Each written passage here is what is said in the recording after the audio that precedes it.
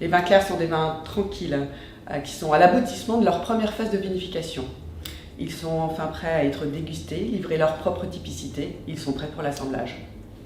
Le travail de l'œnologue commence bien en amont. Nous sommes très attentifs pendant toute l'année viticole. Nous allons beaucoup échanger avec nos partenaires, scruter le fameux palier où le végétal fait place à l'expression du fruit. La recherche de l'équilibre entre l'acidité et la maturité, et ce pour mieux déterminer le moment de la vendange, pour mieux répondre à nos besoins en termes de style. Pour 2020, nous avons bénéficié d'un état sanitaire parfait et des conditions climatiques qui nous ont permis d'attendre la maturité optimale et un bel équilibre, le moment idéal pour la vendange.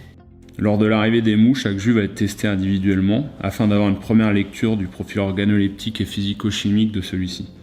De la réception de ces mous jusqu'à l'expédition sur nos marchés en France ou à l'étranger, nos vins seront conservés, assemblés avec la plus grande attention au sein de nos murs.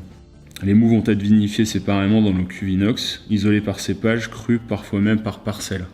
Nous avons la capacité de nous adapter à la diversité des crus champenois grâce à notre outil de vinification. Il est composé de 120 cuves inox allant de 5 à 200 hectos. Il nous permet de respecter l'intégrité de chacun de ces crus. Le choix de vinification en inox nous permet de préserver la pureté et de révéler les crus le plus fidèlement possible. Cela va nous permettre de respecter l'expression de la matière première et la restituer avec toutes ses spécificités.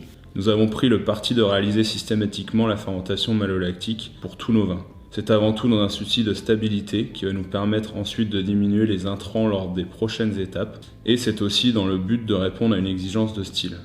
La dégustation à la cuve va déterminer la date de sous-tirage. C'est une décision prise au cas par cas pour chacun de nos vins des 120 cuves. De l'état de mou à celui de vin clair, il n'y aura qu'un seul sous-tirage, un seul mouvement au sein de la cuverie, après la fermentation malolactique afin de ne pas brusquer les vins. Les vins sont ensuite mis au repos pendant plusieurs semaines. Ils continuent leur élevage en cuve inox avant la dégustation des vins clairs. Les vins auront été dégustés tout au long des étapes de la vinification et sont maintenant prêts à être décryptés.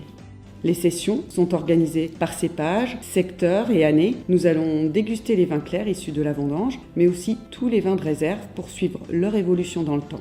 Ce sont eux, d'ailleurs, qui vont compléter les assemblages de nos bruts sans année.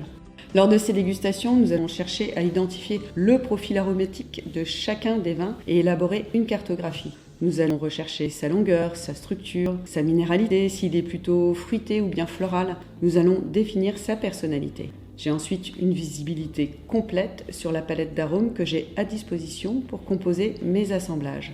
Les vins de la vendange 2020 sont équilibrés, généreux, gourmands et ouverts sur le fruit, avec de doux amers. Des vins d'une belle maturité et surtout d'une grande fraîcheur. Cette étape est d'une importance capitale. Je vais m'approprier les caractéristiques de chaque vin et le profil de l'année qui me serviront de base pour constituer mes essais d'assemblage. Un long travail d'introspection va débuter, une immersion dans cette riche palette aromatiques. Mon objectif pour les bruts sans année est de retranscrire, perpétuer chaque année la signature unique d'Ayala avec constance et surtout précision. Je vais travailler les proportions pour retrouver l'équilibre parfait de la cuvée. Je vais jouer sur les origines, les années, les caractéristiques. Pour nos millésimés, j'ai une exigence première avant de pouvoir imaginer les élaborer. Le fort potentiel de garde.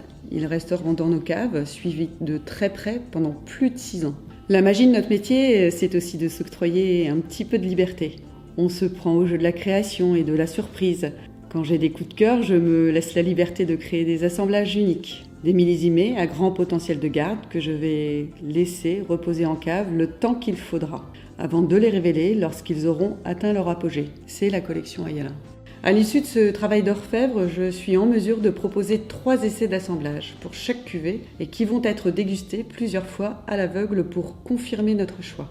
C'est vraiment bien représentatif du style de la maison et on retrouve bien, je trouve, l'année assez ouvert au nez et avec une magnifique crame acide qui est une belle signature de l'année, je trouve. Ah oui, on voit bien toutes les facettes et ce qui caractérise notre brut majeur. Je trouve qu'on retrouve vraiment la signature de la maison. C'est un vin qui va s'ouvrir sur le fruit, sur le côté agrume, une très belle délicatesse. Toute la difficulté de cet exercice réside justement dans la capacité à se projeter à travers les futures étapes de l'élaboration. la mise en bouteille, la prise de mousse, le long vieillissement en cave sur lit, le dosage, toujours dans le respect de la matière première et en restituant le style Ayala. Des champagnes purs et élégants.